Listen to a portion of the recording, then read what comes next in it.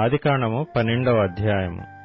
యెహోవా, నీవు లేచి నీ దేశము నుండియు నీ బంధువుల యొద్ద నుండియు నీ తండ్రి ఇంటి నుండియు బయలుదేరి నేను నీకు చూపించు దేశమునకు వెళ్ళుము. నిన్ను గొప్ప జనముగా చేసి నిన్ను ఆశీర్వదించి నీ నామమును గొప్ప చేయుదును. నీవు ఆశీర్వాదముగా నుందువు. నిన్ను ఆశీర్వదించు వారిని ఆశీర్వదించెదను, నిన్ను దూషించు వారిని శపించెదను. భూమి యొక్క సమస్త వంశములు నీయందు ఆశీర్వదించబడునని అబ్రాముతో అనగా, యెహోవా అతనితో చెప్పిన ప్రకారము అబ్రాము వెళ్ళెను. లోతు అతనితో కూడా వెళ్ళెను. అబ్రాము హారాను నుండి బయలుదేరినప్పుడు 75 ఏండ్ల ఈడు గలవాడు. అబ్రాము తన భార్య అయిన శరాయిని, తన సహోదరుని కుమారుడైన లోతును, హారానులో తానును వారును ఆర్జించిన యావదాస్తిని, వారు సంపాదించిన సమస్తమైన వారిని తీసుకుని కనాను దేశమునకు వెళ్ళుటకు బయలుదేరి కనాను దేశమునకు వచ్చిరి. అప్పుడు అబ్రాము షెకెము నందలి ఒక స్థలము దాకా ఆ దేశ సంచారం చేసి మోరే దగ్గరనున్న సింధూర వృక్షమునొద్దకు చేరెను. అప్పుడు కనానీయులు ఆ దేశములో నివసించిరి.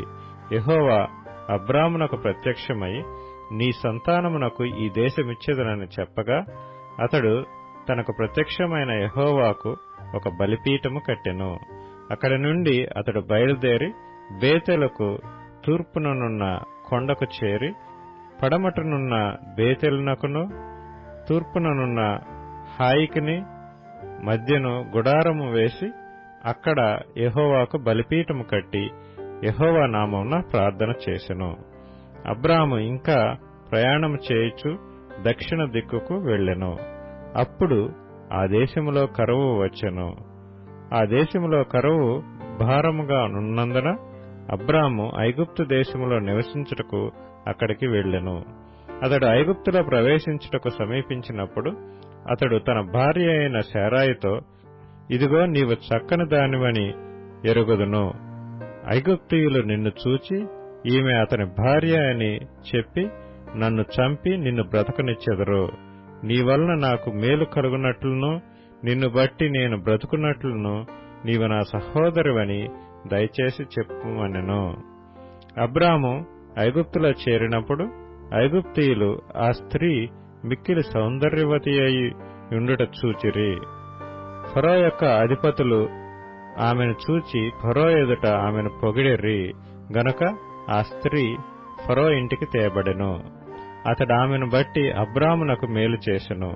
అందువలన అతనికి గొర్రెలు, గొడ్లు, మగ గాడిదలు, దాసులు, పనికత్తెలు, ఆడుగాడిదలు, ఒంటెలు ఇయ్యబడెను. అయితే యెహోవా అబ్రాము భార్య అయిన శారాయిని బట్టి ఫరోను అతని ఇంటివారిని మహావేదనల చేత బాధించెను. అప్పుడు ఫరో అబ్రామును పిలిపించి, నీవు నాకు చేసినది ఏమిటి? ఈమె నీ భార్య అని నాకెందుకు తెలపలేదు? ఈమె నా సహోదరి అని ఎలా చెప్పితివి? నేనామెను నా భార్యగా చేసుకొందునేమో.